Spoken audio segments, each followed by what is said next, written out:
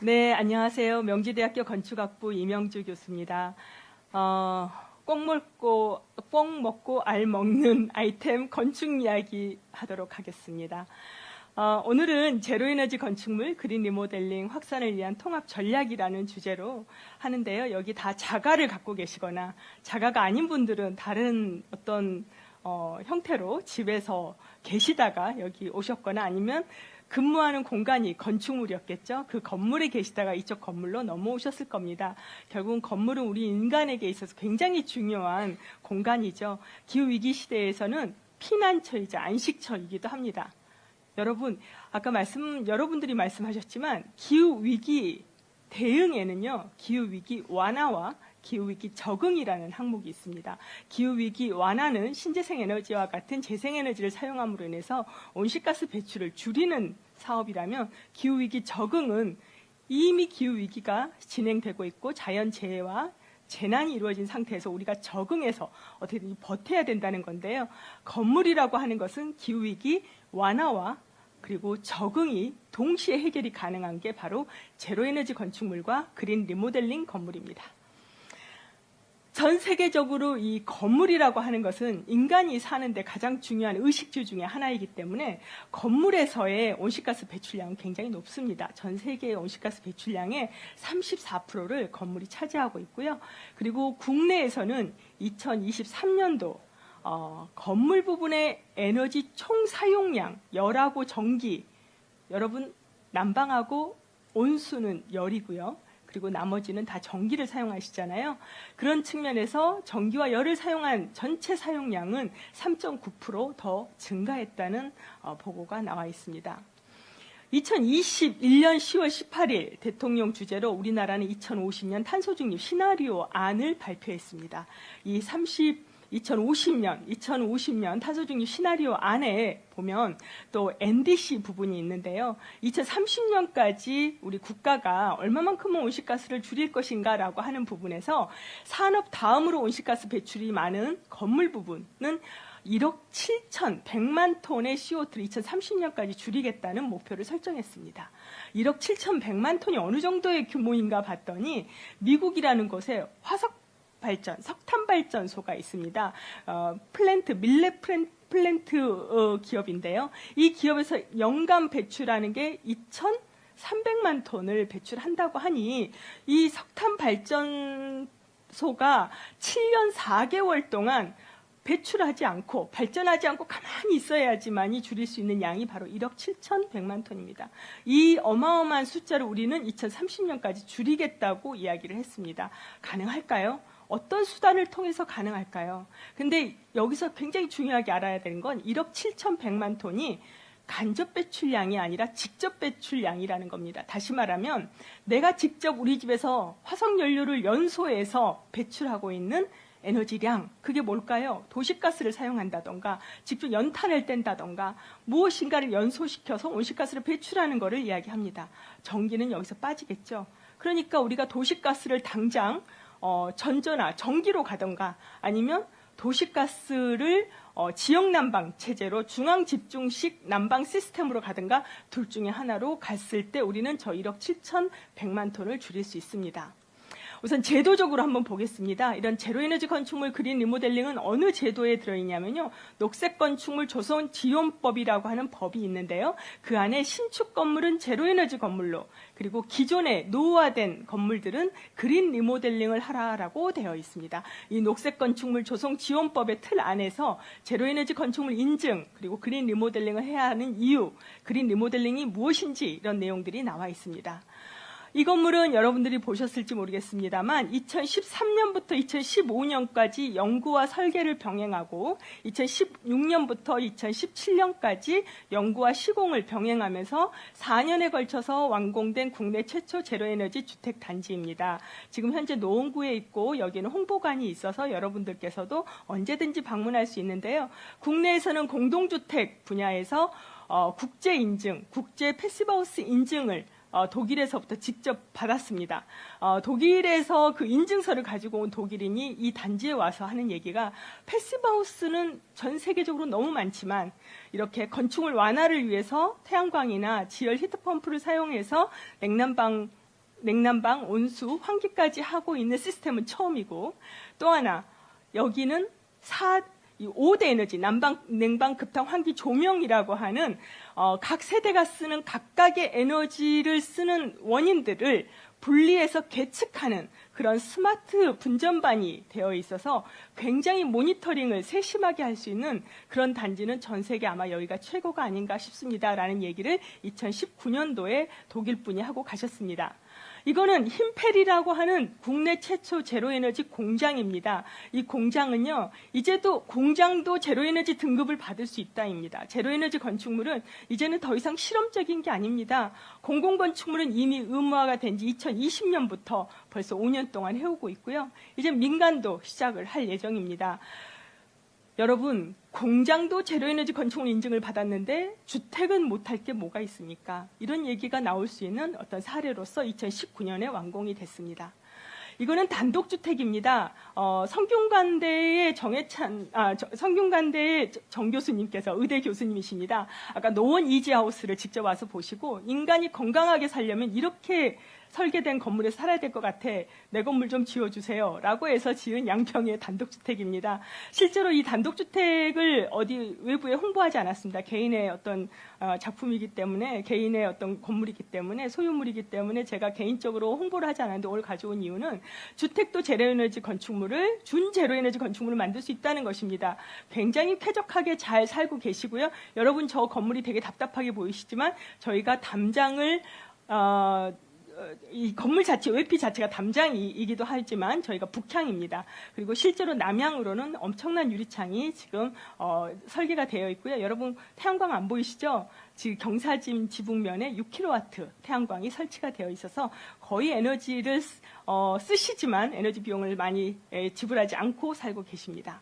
이거는 여러분 단원구에, 안산시 단원구에 있는 시립 어린이집입니다. 왼쪽에는 리모델링 전이라면 오른쪽에는 리모델링 후입니다. 원형으로 된 유리창에서 엄청난 틈새 바람과 누수가 일어나는 것을 유리창을 개선하고 그 원형의 이미지를 다시 환기시켜주기 위해서, 다시 부활시켜주기 위해서 디자인적으로 원형의 이미지를 만들어준 그런 사례입니다. 그린 리모델링이라고 하는 것은 단순히 외관을 개선해 주는데 국한시키지 않고 실제로 그 건물이 써야 되는 에너지를 어떻게 하면 줄여줄 수 있느냐, 어떻게 효율화시킬 수 있느냐를 목표로 하고 있습니다. 이거는 종로 어린이 극장 앞에 있는 변압기가 있는 곳인데, 변전소가, 죄송합니다. 제가 좀 말이 빠른가요? 저도 말하면서 자꾸 잊어버리는데요. 하도 오랫동안 저 건물을 리모델링을 해는 그 좌측에 있는 붉은색 그 건물은요, 실제로 높은 쪽에 상수도 문을 올려주기 위해서 펌프를 해줘야 되는 그런 곳입니다. 아주 오래된 열악한 공간이었는데 저 공간에 실제로 어린이 놀이터로 변신을 시켰고요. 저 어린이 놀이터에는 장애인뿐만 아니라 어린이 유모차가 올라가려면 실제로 엘리베이터가 있어야 되지 않습니까? 그리고 지금 저녁 시간인데요. 저렇게 야경이 저녁 시간에는 켜져야 되고, 그렇게 하기 위해서 여러분 보이지 않지만 저 안에는 3kW의 태양광이 곳곳에 설치되어 있지만 눈에 보이지 않고 미적으로도 굉장히 아름다우면서 제로에너지 놀이터를 만드는 그린 리모델링 작품으로 선정이 돼서 그린 뉴딜상을 받은 작품이기도 합니다. 그다음에 이거는 2015년에 완공된 건물인데요. 좌측에 있는 건물이 오른쪽에 우측에 있는 그런 건물로 리모델링된 보건지소입니다. 보건지소인데요. 실제로 서양빛이 너무 강하게 내리쬐는 정면 부분에다가 BIPV라고 하는 모듈입니다. 다시 말하면 태양으로부터 오는 복사열 에너지를 전기를 생산하는 패널로 다시 설치를 함으로 인해서 바람은 통하되 그 벽사열을 통해서 전기는 생산하고, 그리고 직사광선은 차단시킬 수 있는 그러한 디자인을 했습니다. 저게 2015년에 그린 리모델링된 작품입니다. 또 하나의 작품은 지금 강동구청입니다. 행정센터이기도 하지만 실제로 저 건물이 굉장히 의미가 있는 것은요, 강동구청에는 나란히 두 개의 오래된 건물이 있었습니다. 하나는 강동구청 본관, 하나는 강동구청 별관이 있었는데요.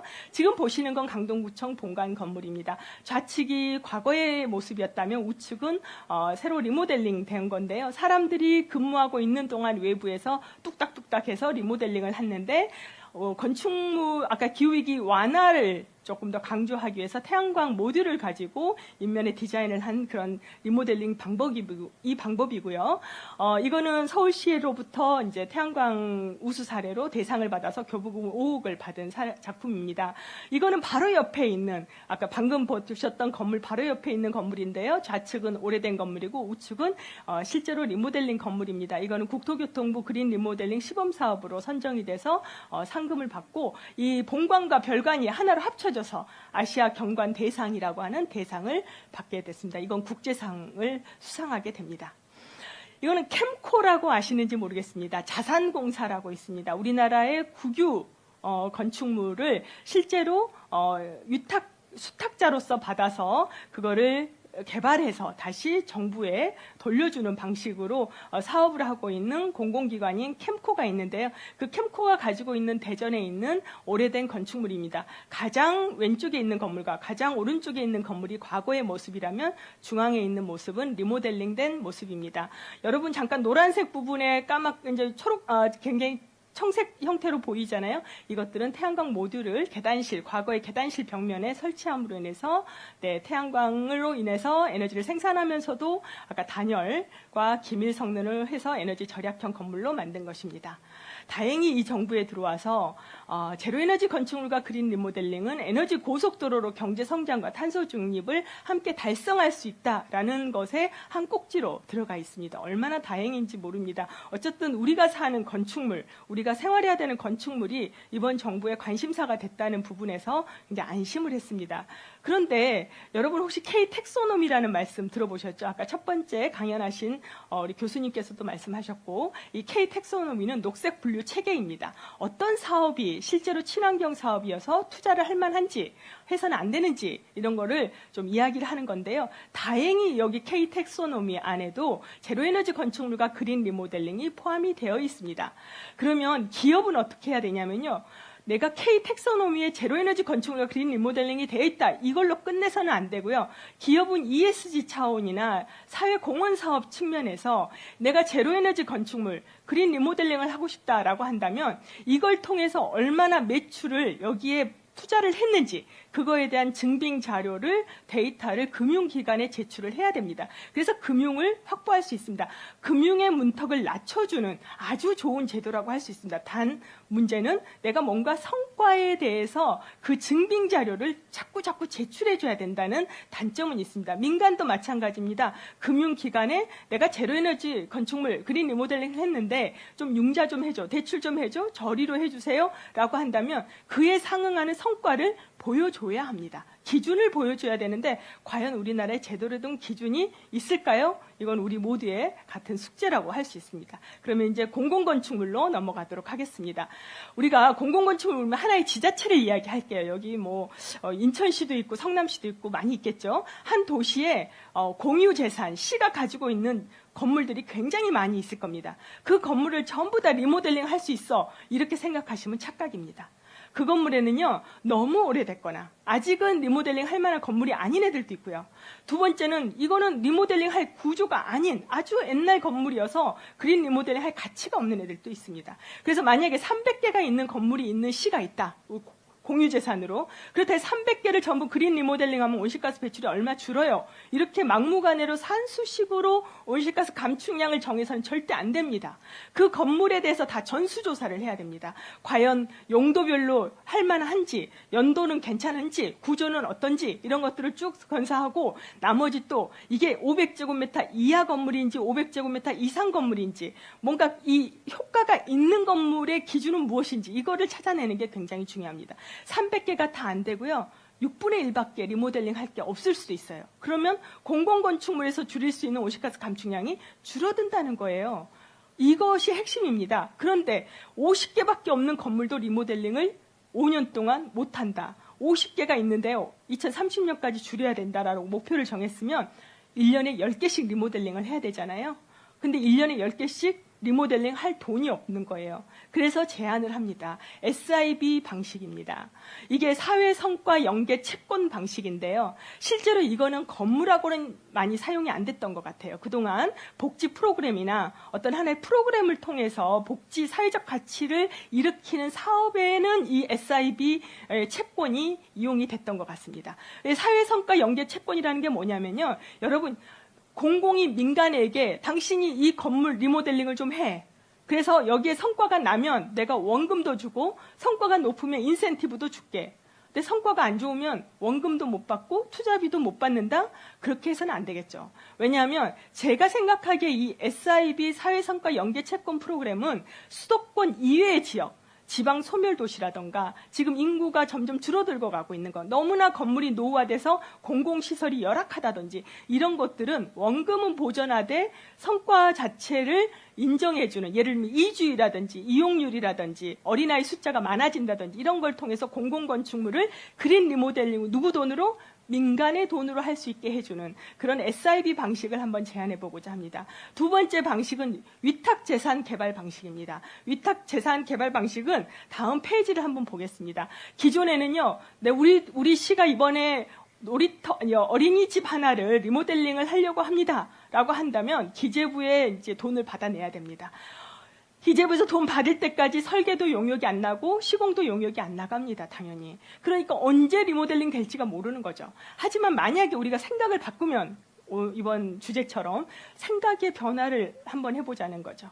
민간에게 수탁기관을 만들자는 거예요. 서울에는 서울형 수탁기관, 경기도는 경기도형 수탁기관을 하나 만들어서 자, 일단 기재부에서 돈은 안 나와. 하지만 빨리 이 기후위기 적응하려면 폭염 혹한에 피신처를 만들어주려면 우리 공공건축물로 그러면 수탁기관을 통해서 빨리 전문가들이 자금은 금융기관을 통해서 가지고 와서 빨리빨리 만들어봐. K-텍소노미도 있고 여러 가지가 있으니까 전문가들이 뚝딱뚝딱 해서 빨리빨리 리모델링을 해서 우리 동네에 일거리도 만들고 또 우리 동네의 건물들이 리모델링된 새로운 건축물로 거듭날 수 있도록 하는 수탁기관을 만드는 게 바로 위탁개발 사업의 하나의 유형이라고 할 수 있겠습니다.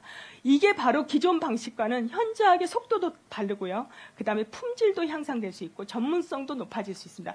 가장 중요한 건요. 금융사들이 이거 투자할까? 여기에 들어가면 나중에 20년 상환, 30년 상환으로 국가에서 채권 형태로 원금을, 이자를 준다는 보장만 거기에 된다면 그 일반 신탁회사 하는 사람들이 안 할 이유가 별로 없을 것 같습니다. 이걸 하면 오히려 기업에게는 ESG 차원에서 큰 효과를 얻을 수 있지 않을까 하는 생각이 듭니다.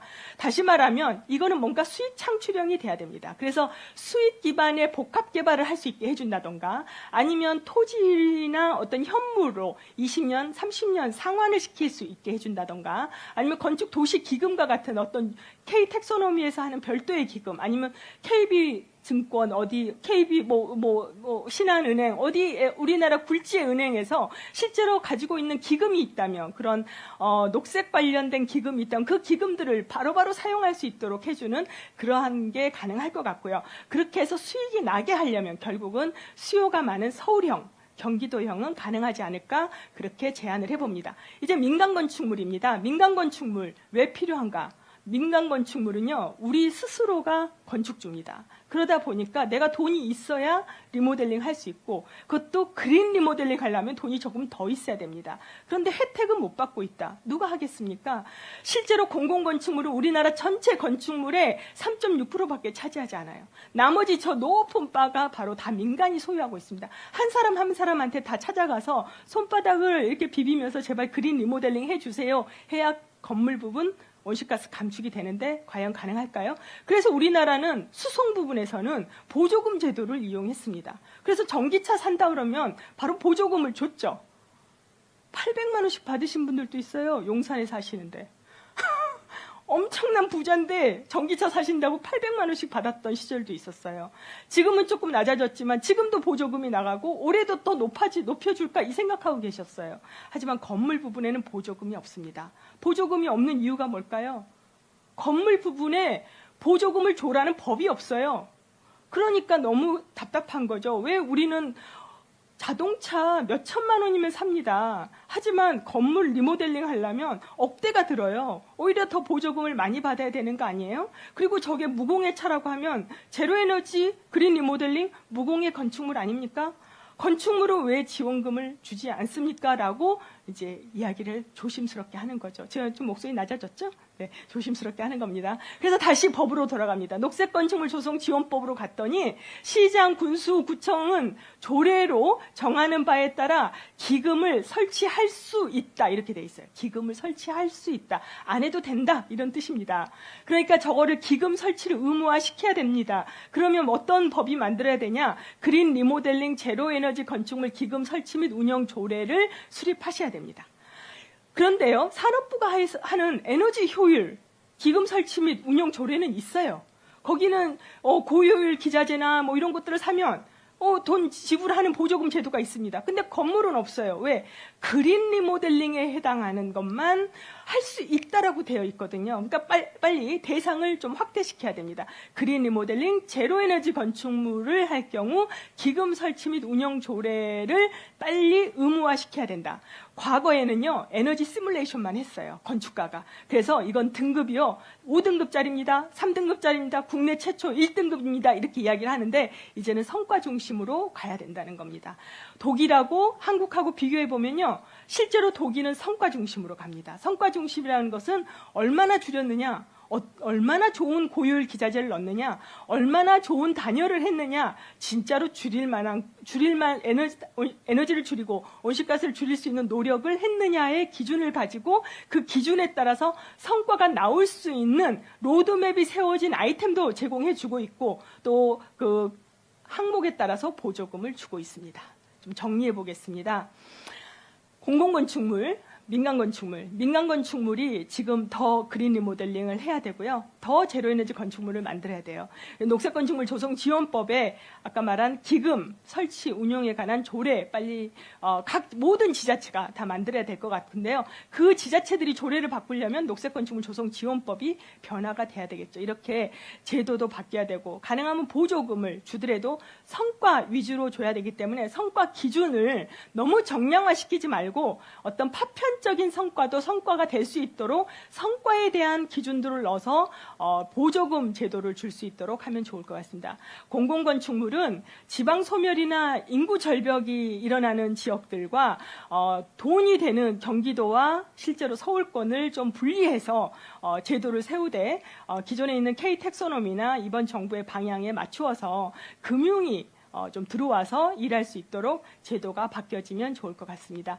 공공민간 금융제도 관련해서 명지대학교 건축대학 교수 이명주였습니다. 감사합니다.